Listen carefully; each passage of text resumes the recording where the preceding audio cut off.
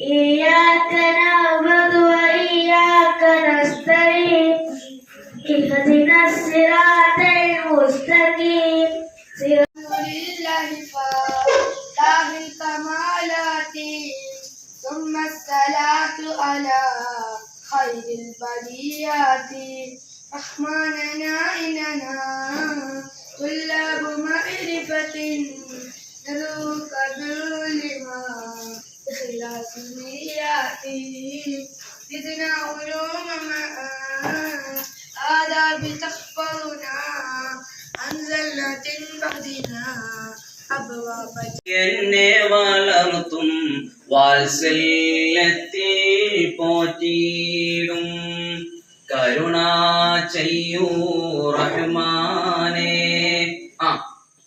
കരുണ ചെയ്യൂ റഹ്മാനേ ഉമ്മ ഉപ്പാക്കെന്നും പെരുപെരുന്നാൾ ആഘോഷിക്കാൻ വേണ്ടി താൽക്കാലികമായൊരു 8 ദിവസം 7 ദിവസം നമ്മുടെ മദ്രസ അവധി നൽകുകയാണ്. 10 ദിവസമാണ് ഉണ്ടായിരുന്നത്. ആദ്യത്തെ 2 ദിവസം നമ്മൾ മുമ്പ് തന്നിട്ടുണ്ട് അല്ലെ, കിട്ടിയില്ലേ? അപ്പൊ എല്ലാം സന്തോഷില്ലേ? അപ്പൊ 2 ദിവസം ഇവിടെ കമ്മിയായില്ലേ? സന്തോഷം പോയോ? ഇല്ലല്ലോ. 8 ദിവസം ഉണ്ട്. ഇൻഷാല്ലാ വലിയ പെരുന്നാളിന്റെ കാര്യങ്ങളൊക്കെ നമ്മളെ ഖത്തീബ് ഉസ്താദോട് സംസാരിക്കും.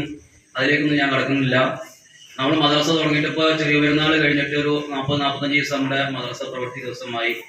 നമ്മൾ ഉസ്താദുമാർ എന്ന നിലക്ക് നിങ്ങളുടെ ഭാവി ജീവിതം സന്തോഷമാകുന്നതിന് വേണ്ടി പല സന്ദർഭങ്ങളിലും അവസരോചിതമായി കർശനമായി പല കാര്യങ്ങളും നിങ്ങളോട് പറഞ്ഞിട്ടുണ്ടാവും, ദേഷ്യപ്പെട്ടിട്ടുണ്ടാവും, അതുപോലെ തന്നെ പാട്ടി കെട്ടിയിട്ടുണ്ടാവും. അതൊന്നും ആരും മനസ്സിൽ വെക്കരുത്. കാരണം അതെല്ലാം നിങ്ങളുടെ ഭാവിക്ക് വേണ്ടിയിട്ടാണ് ഉസ്താദുമാർ ചെയ്യുന്നത്. നിങ്ങൾ ഏത് മേഖല എടുത്തു കഴിഞ്ഞാലും ഉസ്താദുമാരെ പോലത്തെ ഒരു മേഖല വേറെ ഉണ്ടാവില്ല. കാരണം ഉസ്താദുമാരുടെ ഹൃദയത്തിലുള്ളതെല്ലാം അവരുടെ മുമ്പിലെത്തുന്ന വിദ്യാർത്ഥികൾക്ക് പകർന്നു കൊടുക്കുക എന്നുള്ളതാണ് അവരുടെ ലക്ഷ്യം. അതിൽ നിന്ന് അള്ളാഹുവിന്റെ കൂലി മാത്രമാണ് അവർ ആഗ്രഹിക്കുന്നത്.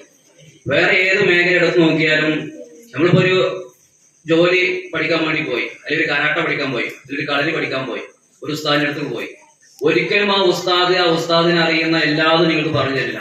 നമ്മൾ പറയില്ലേ 18 അടവ് എന്നൊക്കെ പറയണില്ലേ? ഒരു 19ാമത്തെ അടവ് എപ്പോഴും ഉസ്താദ് മറച്ചു വെക്കും, ഒരിക്കലും പറഞ്ഞു കൊടുക്കില്ല. അതുപോലെ തന്നെ എല്ലാതും എഞ്ചിനീയറിംഗിന് പോയാലും മെക്കാനിക്കിന് പോയാലും വർക്ക്ഷോപ്പിൽ പോയാലും ഇലക്ട്രീഷ്യൻ ആയാലും എല്ലാം എന്താണെങ്കിലും നമ്മൾ ഇലോ പഠിക്കുമ്പോൾ അവർ ഫുള്ളായിട്ട് പറഞ്ഞു തരില്ല. പക്ഷെ ഉസ്താദുമാര് അധ്യാപകർ അങ്ങനെയല്ല. അവരുടെ ഹൃദയത്തിലുള്ള എല്ലാം അവർ മുമ്പിലെത്തുന്ന വിദ്യാർത്ഥികളുടെ ഹൃദയത്തിലേക്ക് നൽകുക എന്നുള്ളതാണ് അവരുടെ ലക്ഷ്യം.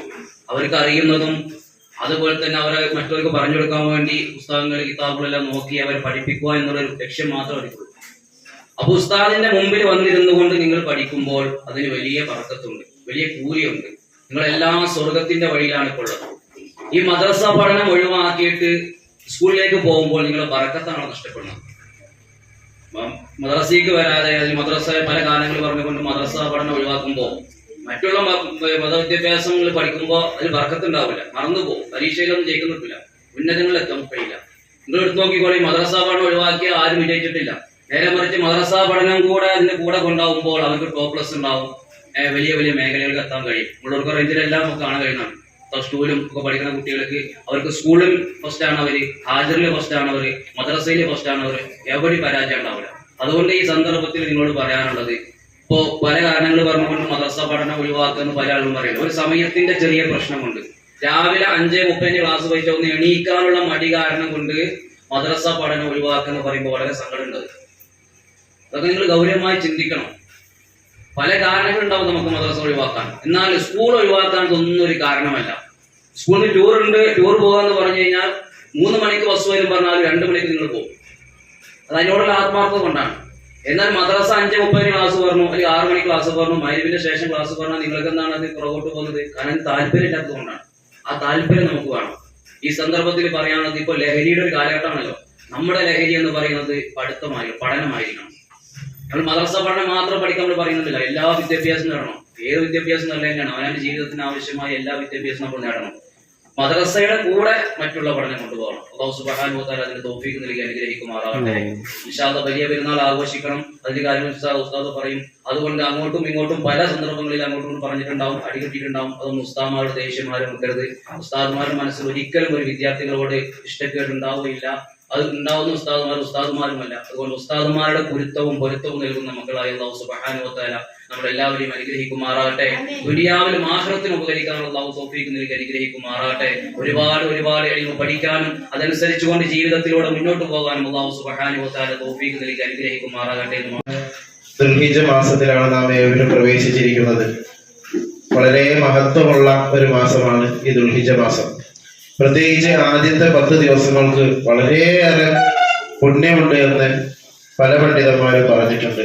അപ്പൊ അതൊന്നും ഇപ്പൊ നമുക്ക് അതിലേക്കൊന്നും കിടക്കുന്നില്ല. എല്ലാവരും ഇനി ഈ 10 ദിവസങ്ങൾ അല്ലെങ്കിൽ 8 ദിവസങ്ങൾ ലീവ് കിട്ടുമ്പോ നിങ്ങള് മദ്രസയെ പറ്റി ഒഴിവാക്കാതെ ഇശാ മഗ്‌രിബിന്റെ ഇടയിൽ ഖുർആൻ പാരായണവും അതുപോലെ ഇശാ മഗ്‌രിബിന്റെ ഇടയിൽ ഒരു അരമണിക്കൂറെങ്കിലും മദ്രസയ്ക്ക് പഠിക്കാനുള്ള കാര്യങ്ങൾ നിങ്ങൾ ഒഴിവാക്കരുത്. അരമണിക്കൂർ ആ കാര്യങ്ങൾ ഇൻഷാ അല്ലാഹ് നോക്കണം. അതെല്ലാ ദിവസവും ഇങ്ങനെ വലിയൊരു പണ്ഡിതണ്ട് ഇമാം തഫ്താസാനി.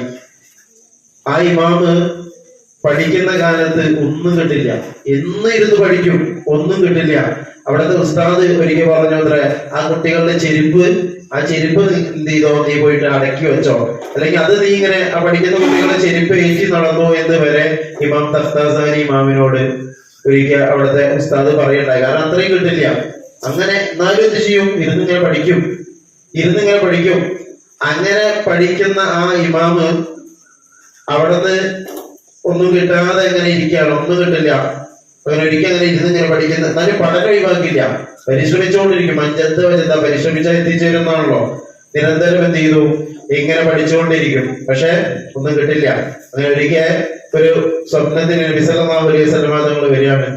അപ്പോഴും ആ സ്വപ്നത്തിൽ എങ്ങനെ ഇരുന്ന് പഠിക്കാൻ ഒരാൾ പറയാണ്, എന്ത് നിങ്ങളെ വിളിക്കുന്നുണ്ട്, അങ്ങോട്ട് ചെല്ലുക എന്ന് പറയുമ്പോ ഞാൻ പറയാണ്, എന്റെ ഉസ്താദ് വന്ന് ഇത് ചൊല്ലി കേൾപ്പിച്ചു കൊടുത്തില്ലെങ്കിൽ ഞാൻ ഇനിയും എന്ത് ചെയ്യേണ്ടി വരും, ചീത്ത കേൾക്കേണ്ടി വരും, ഞാൻ ഇനിയും എന്ത് ചെയ്തേണ്ടി വരും, പരിഹസിക്കപ്പെടേണ്ടി വരും.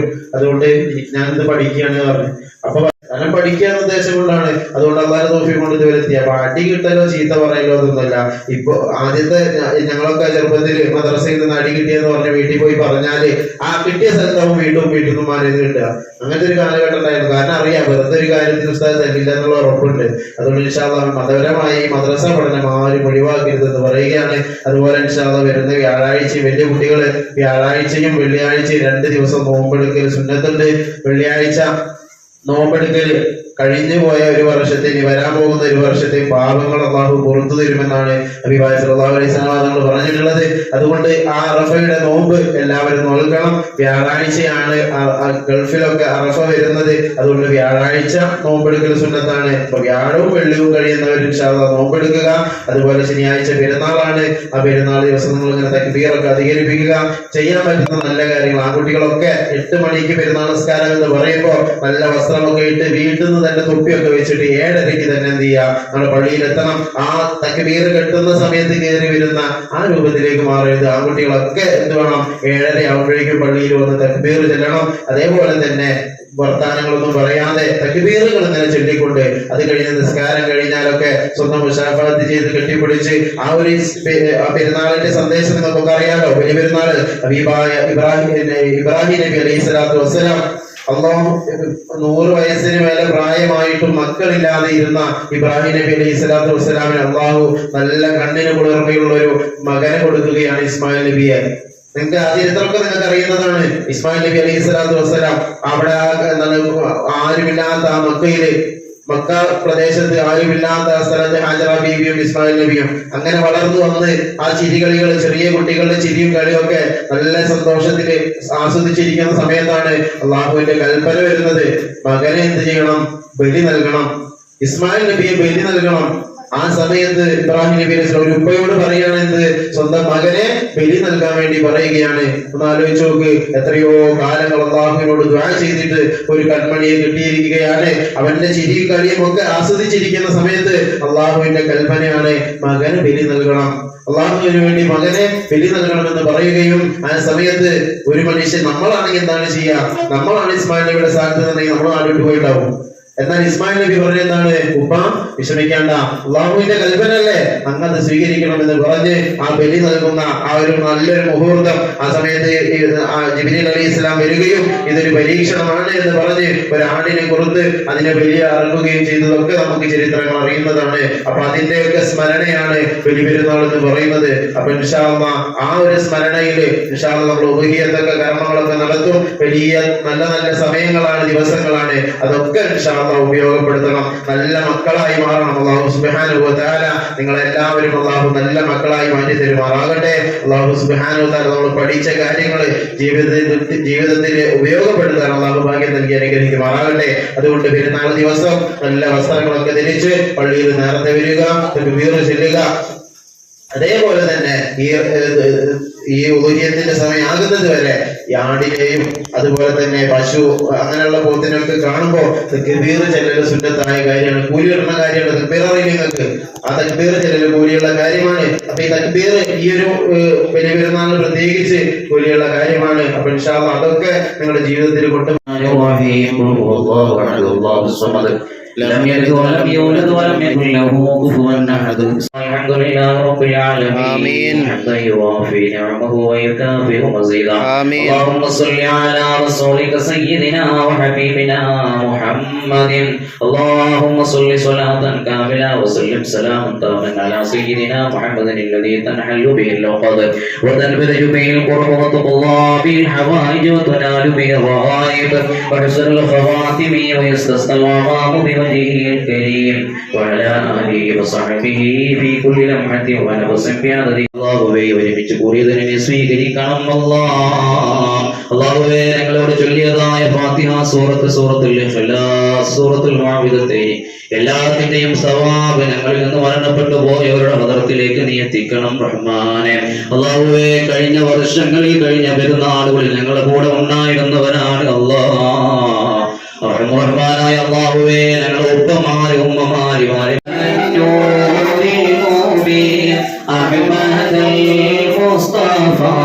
سيد المرسلين صلى الله وسلم على النور المبين أحمد المصطفى سيد المرسلين صلى الله وسلم على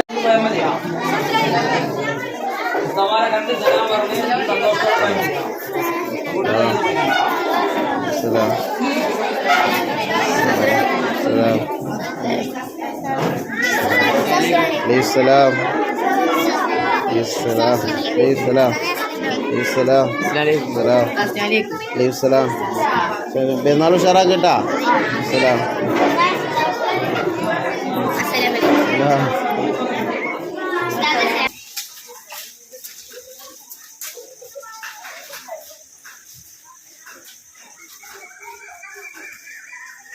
പോയില്ലേ?